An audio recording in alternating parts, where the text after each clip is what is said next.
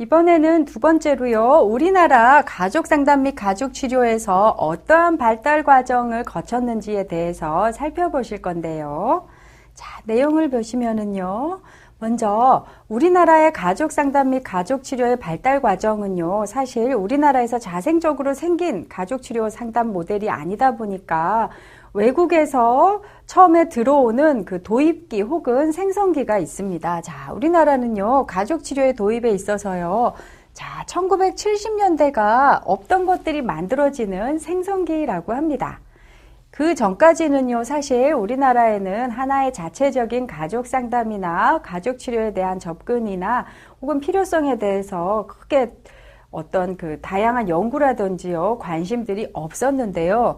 1970년대에요. 미국에서 교육받은 사회복지 전공 교수들에 의해서요. 적극적으로 도입이 되기 시작하게 됩니다.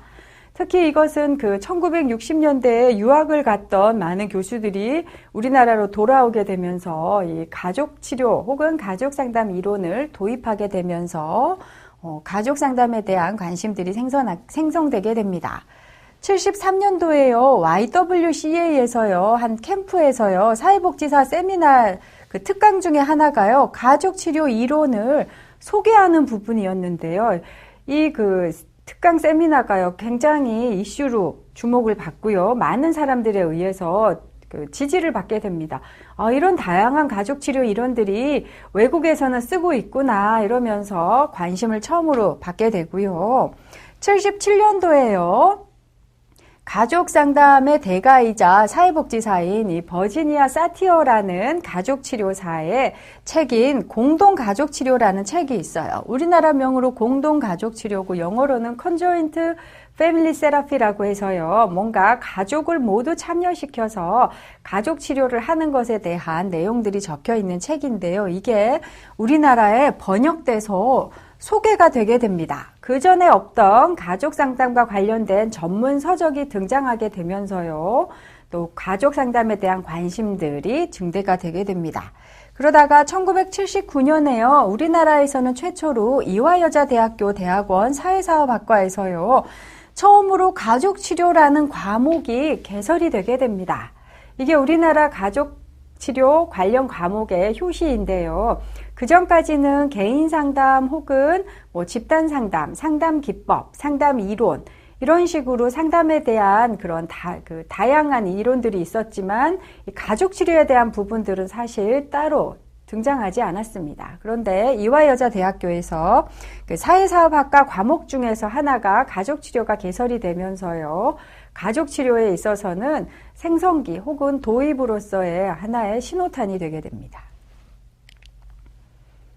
그러다가 1980년대에는요, 발아기, 즉 씨를 뿌려서 씨가 어떤 싹이 트는 그런 현상들을 발아라고 하는데요. 이때는요, 많은 번역서들이 조금씩 등장하게 되고요. 이때 이제 학위 논문들이요, 대학원에서 하나씩 나오게 됩니다. 그리고 상담과 관련된 저서라든지요, 가족 상담을 한 사례집들이 등장하게 되면서요, 관련 논문들이 출간하게 된 것이 하나의 그 발아기의 신호가 됩니다. 그러다가 83년도에 서울시립가정상담소에서요, 처음으로 가족을 모두 불러서 하는 가족치료를 실시하게 됩니다. 그 전까지는 가족 문제가 있어서 상담에 오더라도 아버지 따로, 어머니 따로, 아들, 딸 각각 이런 식으로 상담을 했었다면 이때는 가족치료라고 해서 가족을 모두 불러서 혹은 가족원 대부분이 참석하도록 해서 상담을 실시하게 되는 그런 변화가 나타나고요. 88년도에는 한국가족치료학회가 결성이 되고요. 93년도에는 한국가족치료학회지 등이 발간이 됩니다.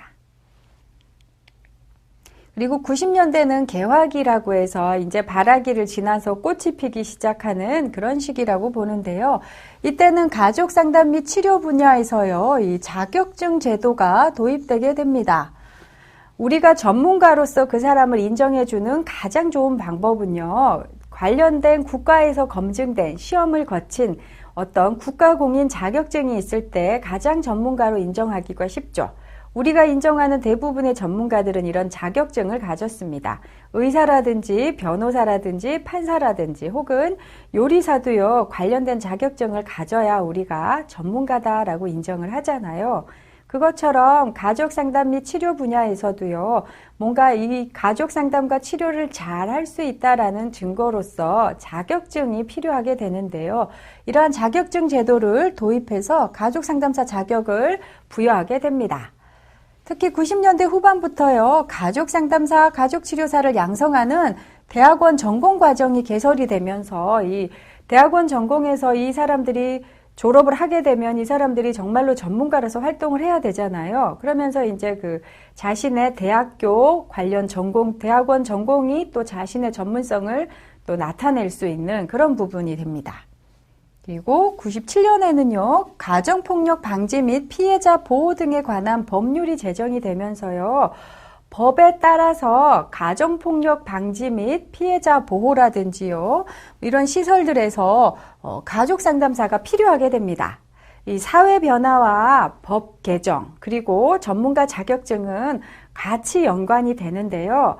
사회에서 없던 법이 생겨나면 새로운 직업들이 필요하게 됩니다. 대표적인 것들이 이제 이러한 가정폭력 방지라든지요, 또 그걸 통해서 가정폭력 상담소가 설치되는 근거법이 또 되고요. 또 이때 장애인 성폭력 상담소도 생기고 청소년 상담원 같은 이런 전문적인 그 상담소들이 설치되기 시작하면서요. 가족 상담 및 치료와 관련된 전문가들이 많이 필요하게 됩니다. 그리고 실제로 이러한 그 가정폭력과 같은 문제들은요.